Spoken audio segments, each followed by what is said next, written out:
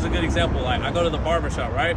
They go like, all right, tilt your head back. And they like shave underneath your chin. And man, I hold my neck back there, and I feel like after like a minute, I'm like, fuck, like my neck hurts. Like, I don't have the muscles to keep my neck up. So it's the same thing with the dogs.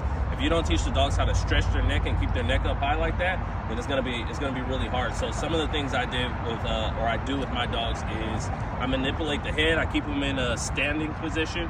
I kind of put the hand above the head. I just tilt the head back as they're licking the hand. So I don't close my hand when I first start. I usually keep a treat in between my thumb, and then I just start to feed the dog here, or let the dog lick at the hand.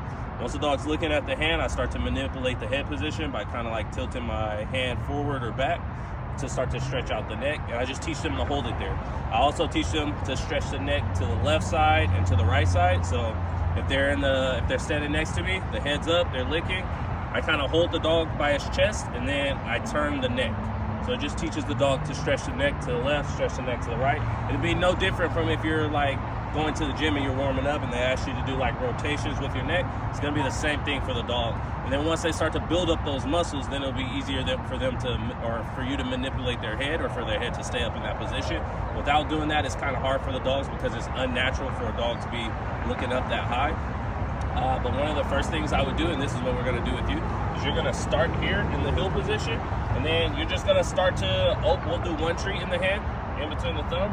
You'll open the hand, and then you'll just let her lick at the hand. Once she's committing to licking the hand, you're gonna slowly start to tilt your hand like this, just so she learns to keep her head up and eat in that position. So she'll lick, and then whenever you want, you could decide to like drop the treat in her mouth. And once you drop the treat, I would break her out of position. So it would be like lick, and then I'll go, yes, and I'll drop the treat or feed her the treat, and I step out of position.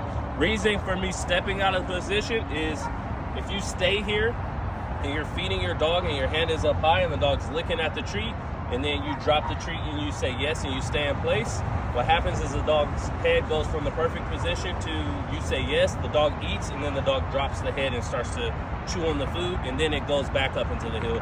What that's called, or what that'll turn into, is what we call fluttering. Fluttering is when the dog's in the heel position, the head's up nice and high, and then they start to drop and kind of scan and look around. So if you're always feeding your dog in that heel position, you're feeding, the head's up nice, and you go yes, and you drop the treat, and you just feed, and the dog drops the head to chew, you're just messing up your heel because you went from perfect to start to drop. So that's how you get those dogs that are like walking in the heel and then they start to drop the head or start to look around. It's called fluttering. So it would be, you're feeding here, slow, she's licking, you like it, you're gonna go yes, and then you're gonna step out of heel position by facing her. So I go yes, and I would face her here. And then you could even grab another treat, feed. As you're feeding, you could walk backwards like this just to set yourself up so you're next to this again.